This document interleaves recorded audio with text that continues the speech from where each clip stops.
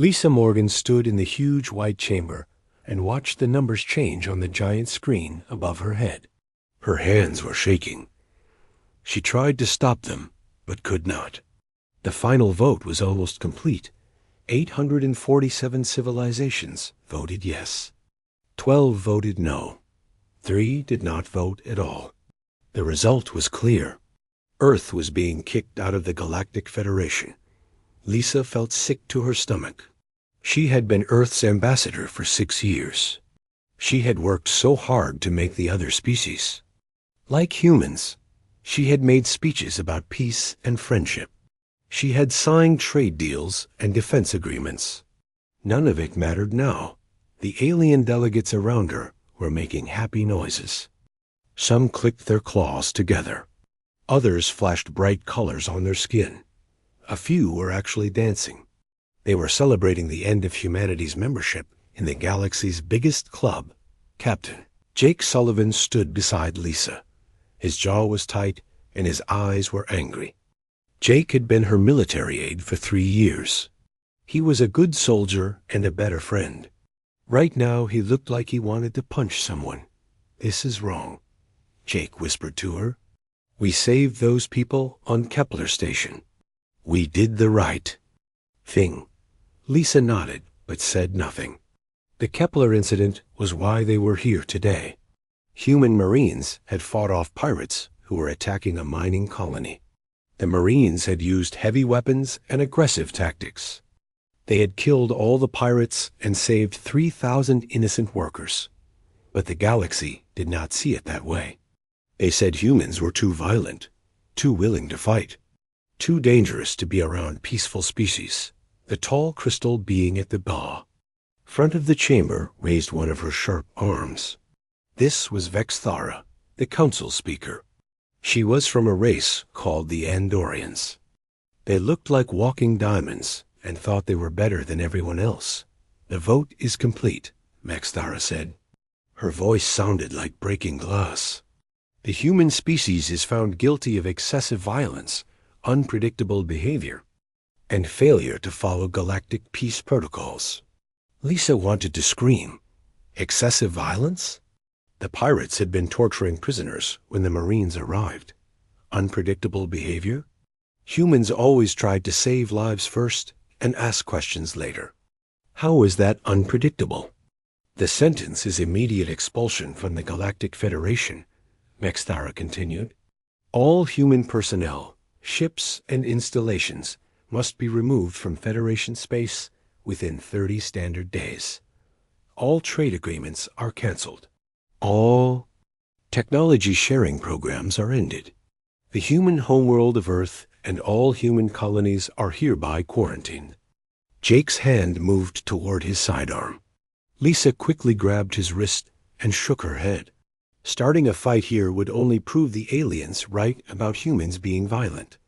Around them, more aliens were celebrating. A group of blue-skinned delegates were singing something that sounded like a funeral song. Some gray creatures with too many eyes were clicking their beaks in rhythm.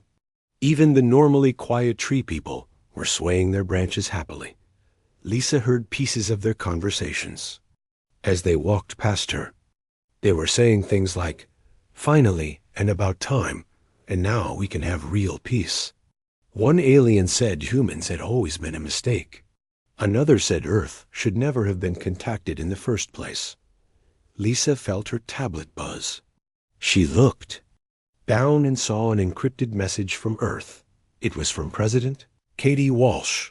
Lisa opened it with her THUMBPRINT. The message was short. "Operation Exodus begins now. Come home, Lisa. It's time to show them what they really voted for." Lisa stared at the message. Operation Exodus? She had never heard of it. But something in the president's words made her feel better. There was confidence there. Maybe even a hint of satisfaction. Jake was reading over her shoulder. His angry expression changed to something else. Something that looked almost like a smile. "Ma'am," he said quietly, "I think we should pack our bags." Lisa deleted the message and looked around the chamber one more time. The aliens were still celebrating. They thought they had won something important today. They thought they had made the galaxy safer by getting rid of the troublesome humans. Speaker. Vexthara was talking to a group of important-looking delegates near the front of the room. Lisa could hear some of what she was saying. The human problem is solved, Vexthara was telling them. They will crawl back to their little planet and never bother us again. We should have done this years ago. Another alien, this one covered, in thick fur, agreed with her. Humans think they are so special. They think they are warriors. We will see how special they are when they are alone in their corner of space. A third alien, one that looked like a giant insect, made a buzzing laugh. Maybe they will learn to be civilized now. Maybe being isolated will teach them how to behave properly. Lisa felt something cold settle in her chest as she listened to them. These aliens really believed that humans were just going to give up and hide. They thought 30 days was enough time to pack up 50 years of human presence in the galaxy and slink away like beaten dogs. They had no idea what they had just done. Jake touched her arm. Ambassador, he said, our ship is ready when you are. Lisa nodded and started walking toward the exit. As they left the chamber, she could still hear the aliens talking about their victory. They were already making plans for dividing up human trade routes and mining claims. They were discussing which species would take over human diplomatic posts. None of them seemed to realize that they had just made the biggest mistake in galactic history. The doors closed behind Lisa and Jake with a soft hiss. They walked down the long hallway toward the docking bays in silence.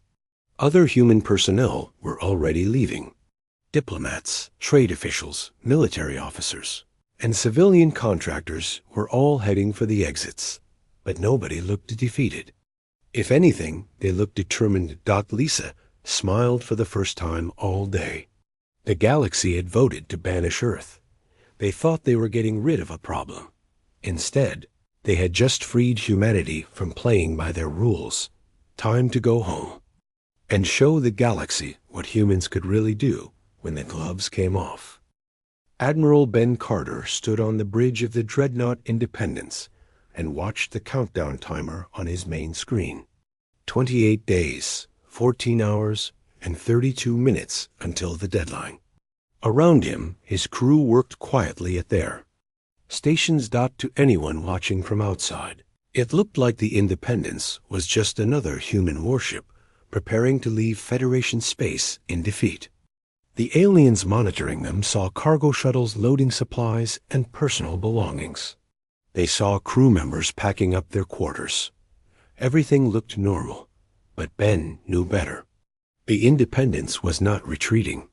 None of the human ships were really retreating. Status report, Ben said to his second-in-command. Commander Helen Torres looked up from her tablet. All packages secured, sir. The Kepler Research Station data cores are aboard. The new Geneva manufacturing protocols are loaded. The Titan mining operation files are encrypted and ready for transport. Ben nodded. The aliens thought humans were just taking their personal stuff and leaving. They had no idea that every human ship departing Federation space was loaded with 50 years of human innovation. Every piece of technology humans had developed while working with alien species. Every improvement humans had made to Federation systems. Every strategic resource humans had provided to joint projects. The aliens were about to learn what happened when you kicked out the people who actually made things work. Dr. Amy Rodriguez was working 16-hour days at the Kepler Research Station. She had been the lead scientist there for 8 years. The station was humanity's biggest research facility in Federation space. It was also home to projects the aliens knew nothing about. Amy's team was packing up equipment that officially did not exist. Quantum computers that could process data faster than anything the Federation had. Experimental power cores that could run a city for 100 years.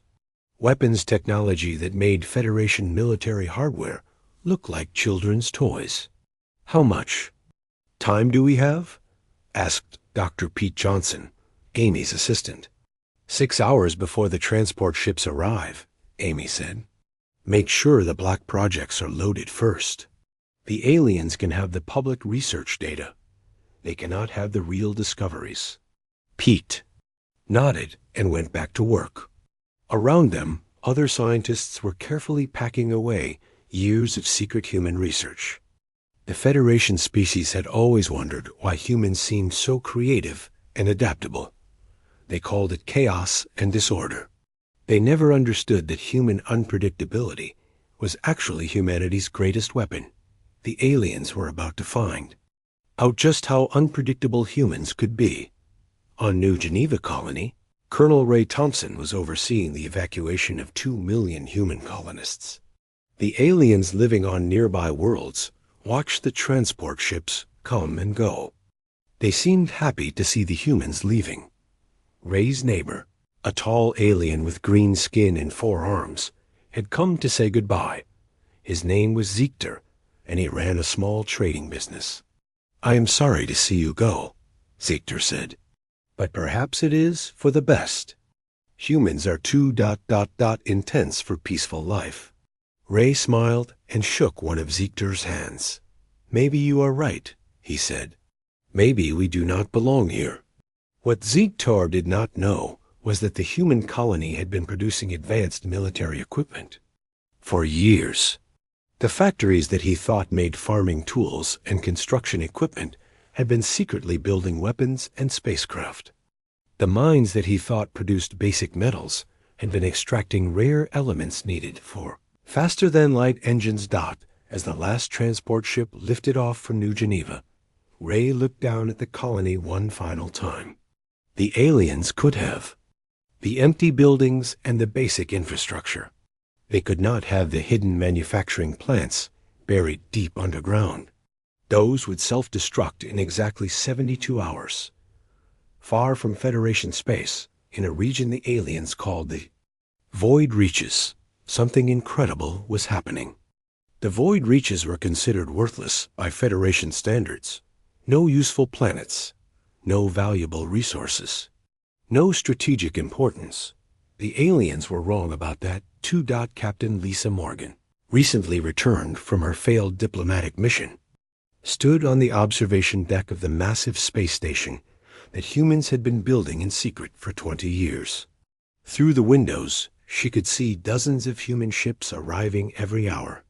Not the small civilian transports the aliens expected, but massive military vessels and colony ships that the Federation had never known existed. Jake Sullivan joined her at the window. He was no longer just a captain. President Walsh had promoted him to general and put him in charge of military logistics for Operation Exodus. "The numbers are incredible," Jake said. "We have 3 times as many ships as Federation intelligence thinks we own. Our population is twice what we reported. Our technology is 50 years ahead of what we shared with them." Lisa smiled. "How long have we been planning this?" "Since the day we joined the Federation," Jake said. "President Chun started it. Every president since then has continued the work. We always knew this day might come." On the main screen in the station's command center, Admiral Carter was coordinating the arrival of the human fleet. Ships were coming in from all over the galaxy, not just from Federation space, but from secret bases and hidden colonies that had never appeared on any Federation map. The aliens thought they knew where all the humans lived. They thought they understood human capabilities. They thought 30 days was enough time for humanity to pack up and disappear. They were about to discover they had been wrong about everything. Dr. Rodriguez arrived at the Void Reaches station with the last of the research data from Kepler. She immediately went to work, setting up new laboratories that would make her old Federation facility look primitive. Colonel Thompson brought his people and his hidden military equipment. Within days, he was training new soldiers with weapons. The Federation had never seen Dot all across human space, Both known and secret, the same thing was happening. Humans were not retreating. They were gathering. They were preparing. They were getting ready to show the galaxy what they could really do when they did not have to pretend to be weak and peaceful. The aliens had voted to banish Earth. They thought they were getting rid of a problem. Instead, they had just freed humanity's greatest weapon, the element of surprise. In 26 days, the Federation would learn what they had really voted for. They would discover that the humans they had dismissed as violent and chaotic were actually the most advanced military force the galaxy had ever seen. But by then, it would be too late to take back their vote.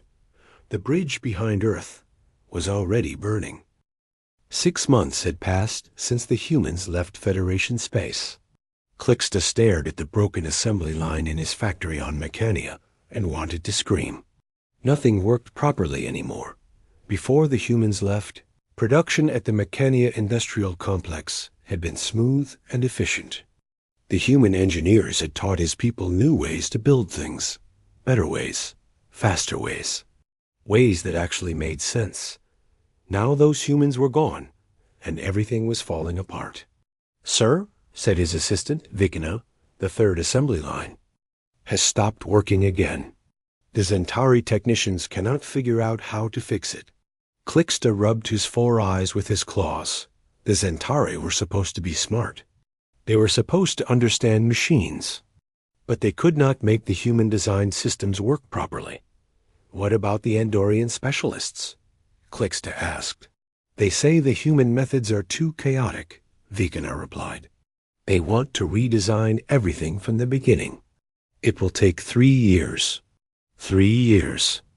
Clixta's factory was supposed to produce ship parts for the Federation fleet. If they stopped working for 3 years, dozens of worlds would run out of spare parts for their starships. The humans had only been gone for 6 months, and already the galaxy was breaking down. On the trade world of New Prosperity, Merchant Captain Rex High was having his own problems. His cargo ship had been attacked by pirates 3 times in the last month. His crew was nervous, and his insurance rates had doubled. Before the humans left, pirate attacks had been rare. Human patrol ships had been everywhere, responding to distress. Calls in minutes. The pirates had been afraid to operate in areas where humans might show up. Human tactics had been called excessive by the Federation, too violent, too aggressive. But they had worked. Pirates who attacked ships in human-protected space usually ended up dead or captured. Now the human ships were gone, and the pirates knew it. They were getting bolder every day. Federation patrol ships still existed, but they followed strict rules about the use of force. They had to give warnings. They had to offer surrender terms. They had to follow proper procedures. Pirates did not care about proper procedures. Rex High's ship limped into port with half his cargo stolen and 2 crew members injured. As he filed his insurance claim, he found himself thinking about the human patrol captain who used to work this sector, Captain Miller. She had been tough and scary, but merchant ships had been safe when she was around. Rex High wondered where Captain Miller was now. He hoped she was happy wherever the humans had gone.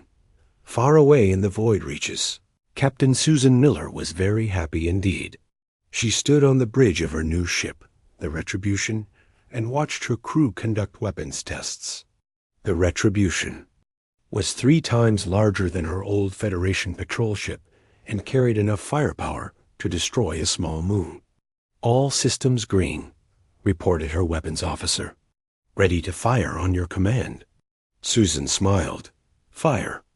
The Retribution's main guns lit up space with beams of pure energy. The target asteroid, 3 kilometers wide, simply disappeared.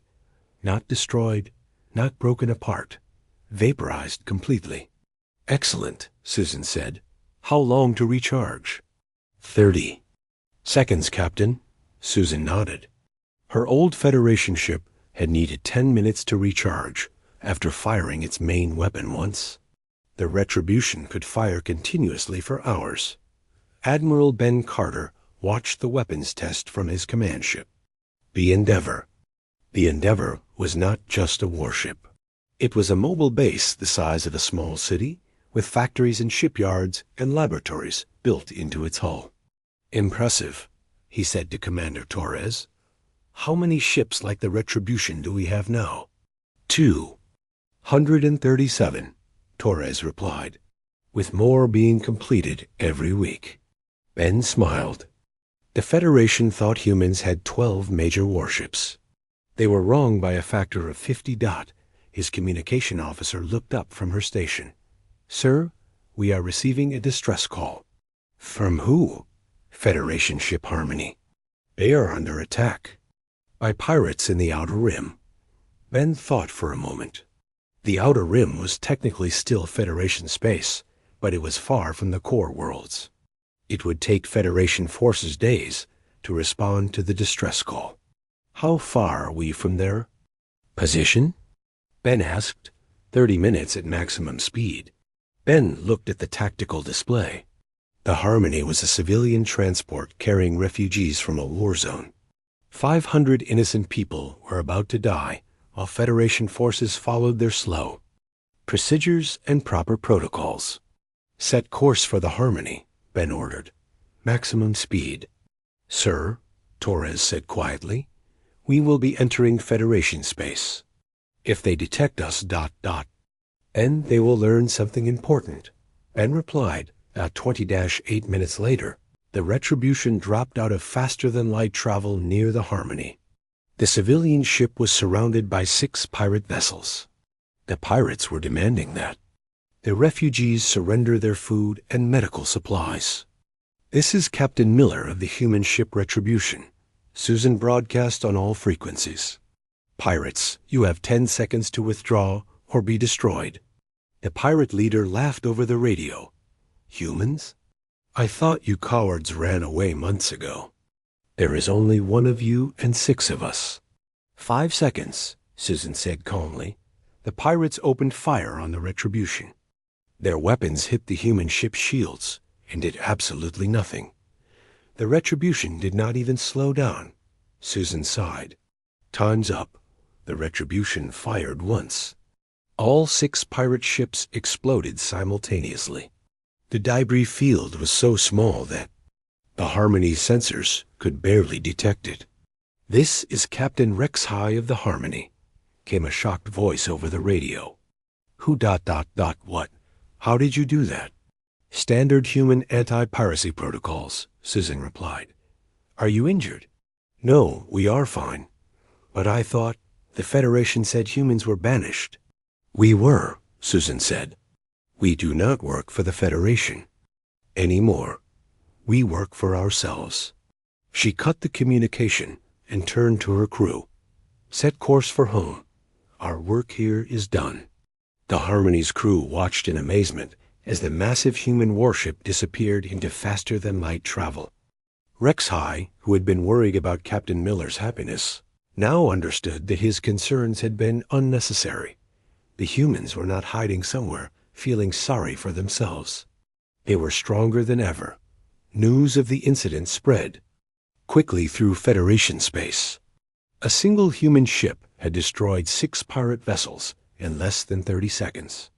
The weapons technology displayed was far beyond anything the Federation possessed. Speaker Vex Thara called an emergency session of the Galactic Council. As the reports came in, the alien delegates realized they had made a terrible mistake. The humans had not crawled away to sulk on their home planet. They had built an empire in the void reaches that made Federation technology look like toys from a museum.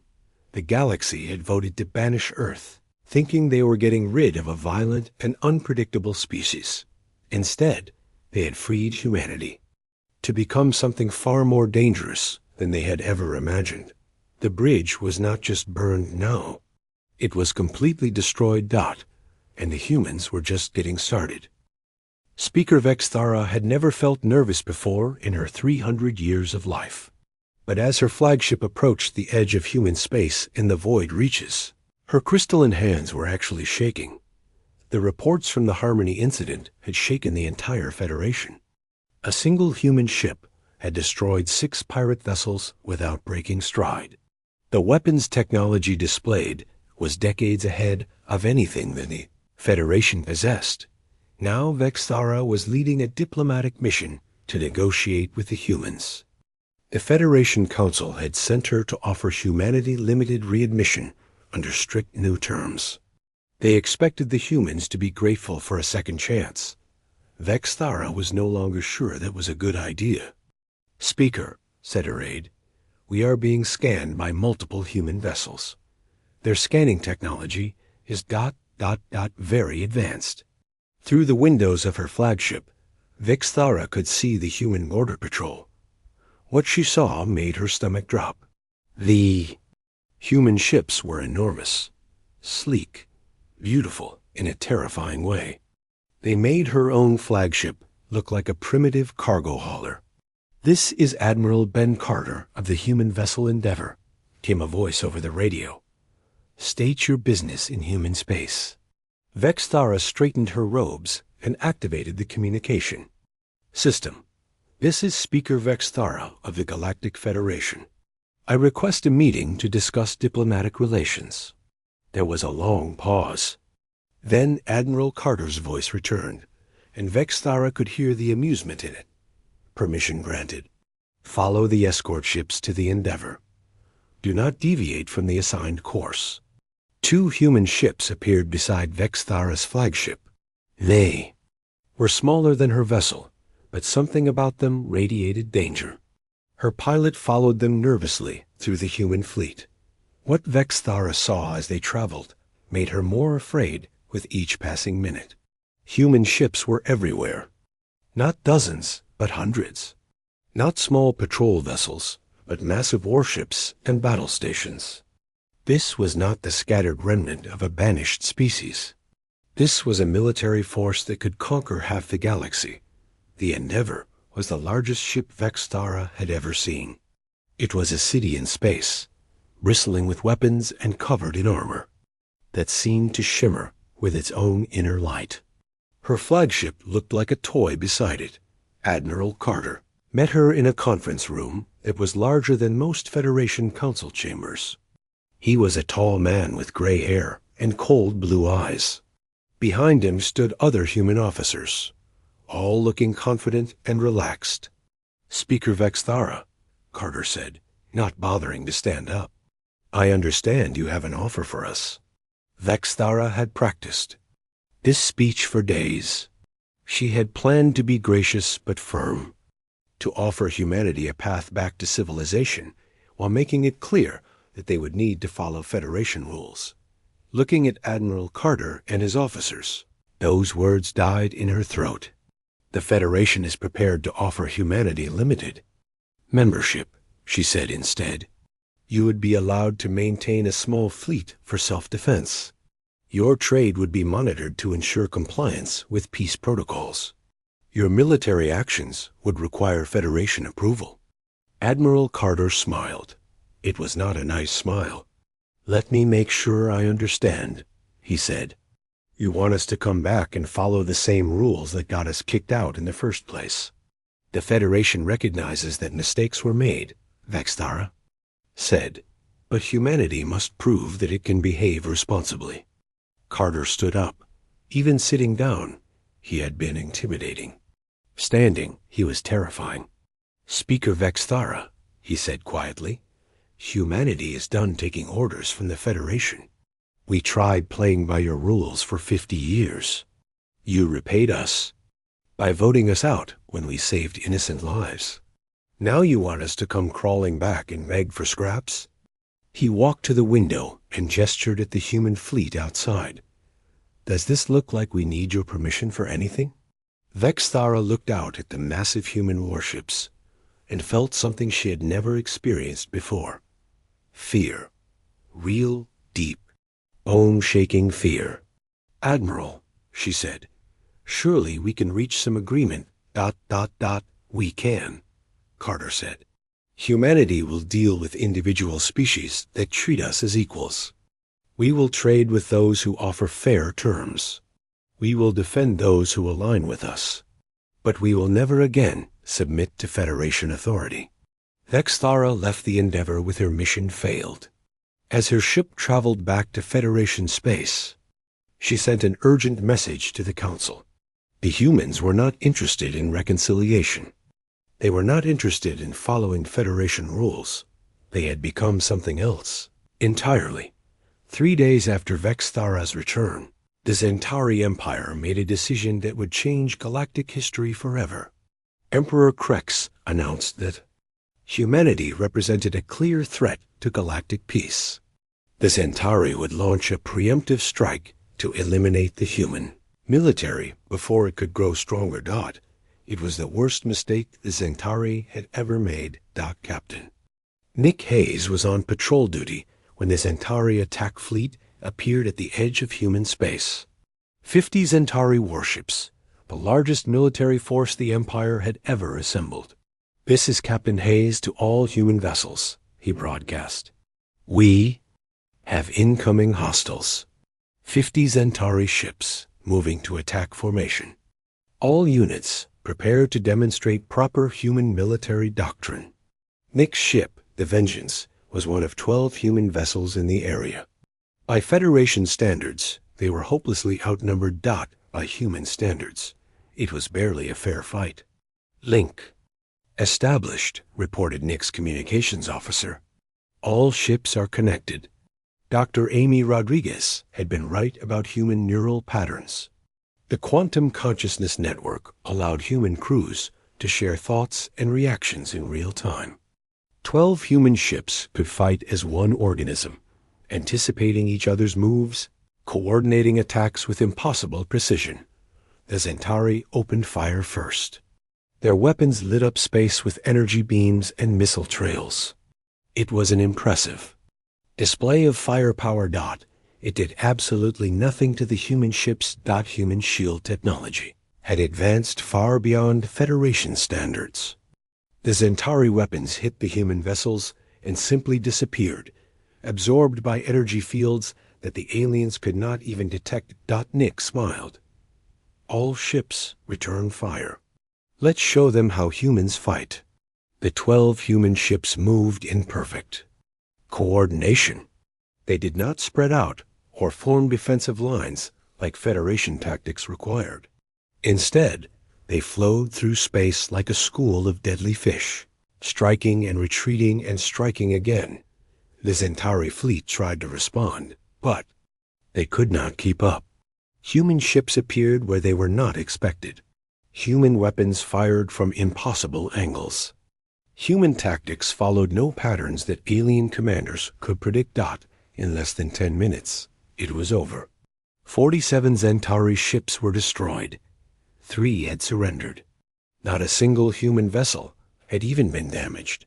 Emperor Krexen's preemptive strike had become a complete disaster. News of the battle spread across the galaxy in hours. Other Federation species who had been considering their own attacks against humanity suddenly found better things to do. Within a week, the Andorian hegemony tried to blockade human trade routes. Within 2 weeks, their entire fleet was running. For home, the Mechanoid Collective attempted to sabotage human shipping. Their cyber warfare experts found themselves locked out of their own computer systems by human programs they could not even understand. Every attack on humanity ended the same way. Complete and total failure. Speaker Vexthara called another emergency council session. As she looked around the chamber at the frightened faces of the alien delegates, she realized the truth that none of them wanted to accept. The Federation had not banished a troublesome species. They had created their own worst nightmare. Humanity was no longer bound by galactic law or Federation oversight. They were free to use their full capabilities without restriction, and their full capabilities were terrifying. The galaxy had voted to banish Earth. Now they would learn to live with the consequences of that choice. The bridge behind humanity was not just burned. It was completely gone, and there was no way to build it back.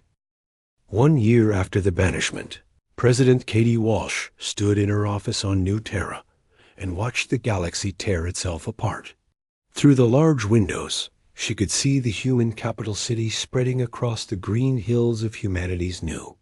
Homeworld in the void reaches New Terra was everything Earth could have been if humans had not wasted 50 years trying to please alien species who never wanted them around anyway. The cities were clean and efficient. The technology was advanced, beyond anything the Federation had ever imagined. The people were free to be human without apologizing for it. Her aide knocked on the door and entered. "Madam President, you have 3 more delegations waiting to see you." Katie sighed. Ever since the Zentara defeat, alien delegations had been arriving every day. Some wanted trade agreements. Others wanted protection from pirates or hostile neighbors. A few were begging for help against Federation forces that had turned aggressive in their desperation. "Who is it this time?" Katie asked. "The Vegan Agricultural Consortium wants to trade food for human technology. The Outer Rim Mining Guild is asking for protection from raiders. And the Peaceful Worlds Alliance wants to formally leave the Federation and join the human sphere." Katie nodded. The pattern was always the same. Species that had once looked down on humanity were now desperate for human friendship. The galaxy was learning that humans had been the glue holding galactic civilization together. Without that glue, everything was falling apart. "Send in the vegans first," Katie said. "But remind all of them that humanity deals only with equals. We do not give orders, and we do not take them." Admiral Ben Carter's voice came over the communication system. "Madam President, we have a situation developing in the core worlds. The Andorians and Zentari are fighting over trade routes. Both sides are asking for human intervention." Katie smiled grimly. "Let them fight. Maybe they will learn something from the experience." "Yes, ma'am. Also, Speaker Vextara has requested another meeting. She says it is urgent." "I am sure it is," Katie said. "Tell her she can come to New Terra like everyone else." Humanity, no. Longer sends ambassadors to Federation space. The Galactic Federation was dying. Katie could see it in every report, every news broadcast, every desperate plea for help that arrived daily. The unity that had once defined the Federation was completely gone. Some species wanted to make peace with humanity and join the new order. Others were doubling down on their hatred and fear, forming military alliances to resist human influence. Still others were simply trying to survive the chaos. Dr. Amy Rodriguez entered Katie's office, carrying a thick folder of reports. As humanity's new science minister, Amy had been analyzing the Federation's collapse from a technical perspective. "The economic data is fascinating," Amy said. "Federation production is down 60% since we left. Their transportation network is failing because they cannot maintain the quantum routing systems we developed. Even their communication networks are becoming unreliable." "How long before complete collapse?" Katie asked. "At current rates?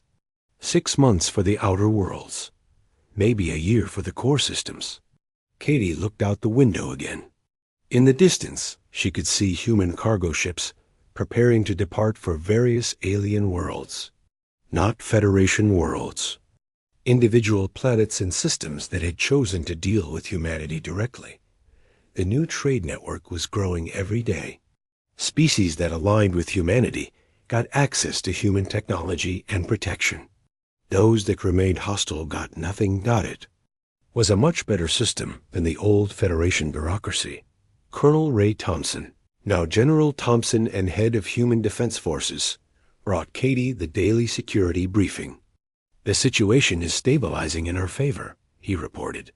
12 more systems have formally requested human protection this week. The pirates are avoiding any area where human ships might be present.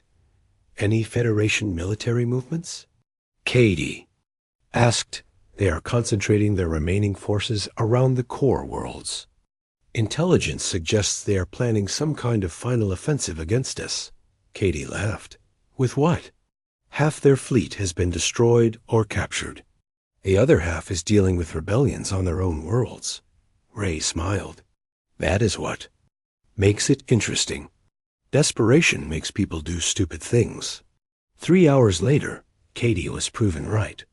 Speaker Vexthara's ship appeared at the edge of human space, but this time she was not alone. Behind her came a ragged collection of Federation vessels from a dozen different species. It was the largest fleet the Federation had assembled since.